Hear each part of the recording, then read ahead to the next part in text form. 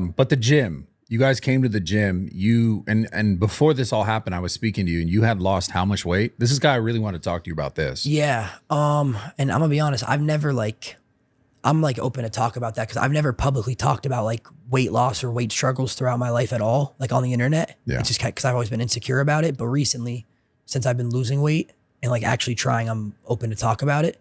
At that time, I think I was down to like, that was what, like 2 months ago? Yeah. I was down to like maybe 250, I think I told you. Yeah. Have you struggled with weight your whole life? I wasn't overweight my whole life. I always played basketball. So basketball always kept me in shape. Yeah. But I was always like stockier. And I remember like even like going to basketball camps, basketball practices, like I would always be the kid that like wouldn't want to take his shirt off. Yeah. I was always like, when they would do shirts and skins, I would ask to be on the shirts team just because I was insecure because I was like, I wasn't fat, but I was like stockier than everyone else. I was like big boned. Yeah. And then, but basketball if I wasn't playing basketball my whole life, I definitely would have just been overweight my whole entire life. Was like a family thing or just a? I don't know. I honestly have no idea. I don't know. My dad's like, he's bigger. Like he's like really, his shoulders are really wide. He's stockier. Yeah.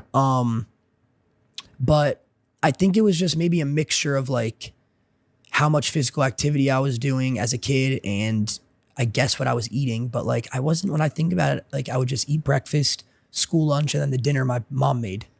Really? So you weren't eating like weird that you knew you were like, no, fuck, like, I wasn't eating like fast food growing up. Like I don't know. I mean, maybe I honestly have no idea how you got overweight. No, I know. Well, no, when I did get overweight, it was during COVID.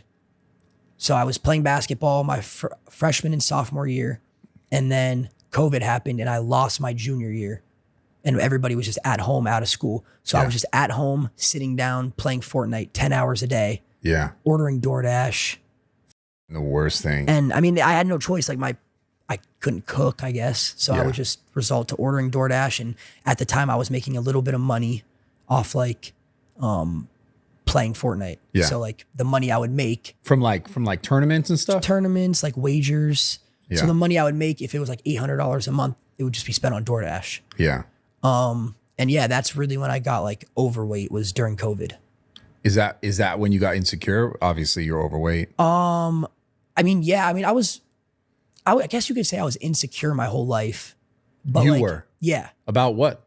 Just about, I don't really know, to be honest. It was just more of a thing where it was like everybody else around me was either skinny, because I was playing AAU basketball and stuff. Yeah. So they were all skinny or like muscular, and I was just kind of like normal.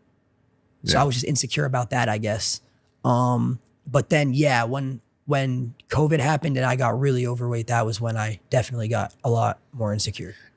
It's interesting because then you, like, had you lost the weight before you got more into content?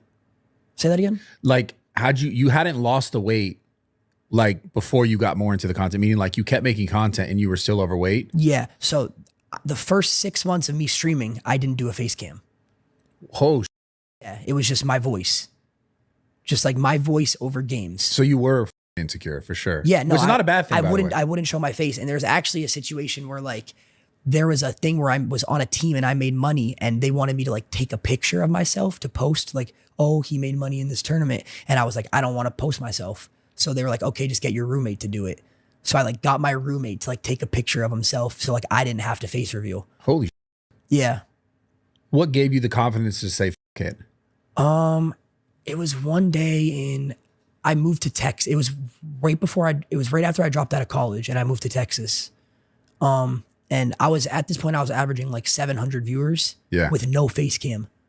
That's amazing. Yeah. And I was just thinking to myself, I was like, I have to do it because I know that if I turn my camera on and people can see my facial reactions and like things I do on the camera, like my views will go up even more because people like when obviously someone has a camera on a stream. Yeah. So one night I just decided to suck it up and do it. I turned my camera on stream. I remember I announced like face reveal and I had like 1,500 viewers, like double what I usually have when I did the face reveal. And it was the worst night of my life. Why? Why? Twitter pages like Yoxic were posting it, making fun of me, calling me fat, like saying like, comparing me to other people, the worst face reveal in history. And I was like to a point where like I wanted to kill myself like that week, because the whole entire, I was just a meme on the internet for a week. Like everybody was just making fun of me. Yeah. And I didn't do face cam after that again for like another month. But Clicks helped me. Cause I was in Dallas in the same building as him. And he was like, dude, you got to do it. Like, you're hilarious. They won't care. It'll die down after a week. So I just turned it back on. And for the first like few days to a week, I was really uncomfortable on camera.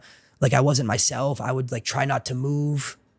Yeah. Just to like keep the angle that I wanted, stuff like that. I get it. But so over time I got used to it and I just kind of went with it. And then I got like comfortable to the point where I kind of made it like my brand.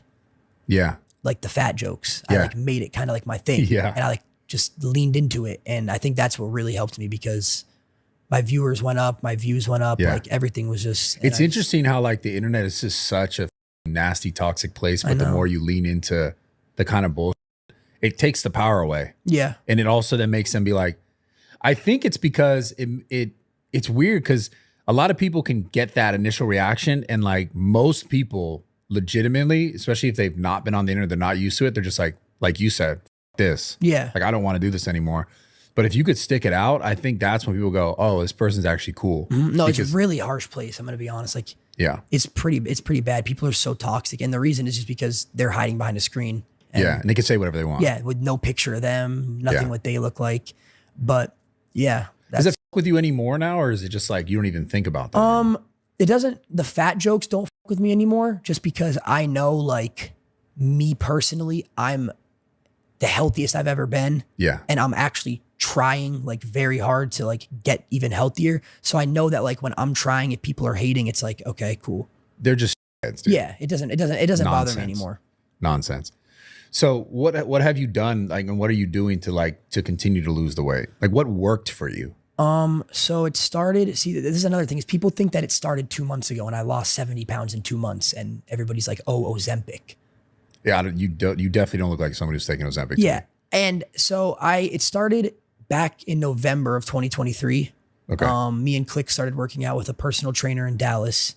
We would go there and he would make us run, around his little track, and then he would make us box. Yeah. And I did this for like a month and a half. It wasn't really working that well, but the reason it wasn't working was because my eating habits were still super bad. Yeah. So I would go work out for an hour, and sure, I would box and sweat and wear a trash bag when I run. And I lost like 15 pounds in like 2 months, but I was still eating horribly. I was door dashing every day. I just wasn't disciplined. Yeah.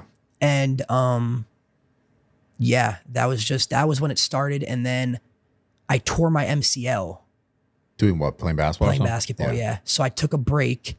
Not like a break. I guess I stopped going. I don't know. Tore my MCL. I was streaming even more, averaging the most viewers I ever had. So I was just streaming hours. Kind of focused on around that. this time. I also got out of like a relationship type of thing that was on and off. And I just kind of got into like a sad place, I guess. And I was like the biggest I've ever been. I was like 296 pounds.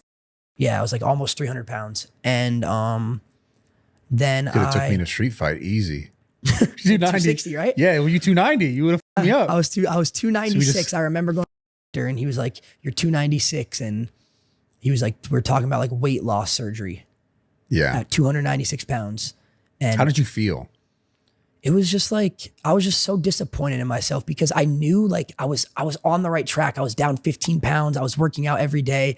And then it was just kind of like a setback. Like I fell back. Yeah. And I was like, I had it.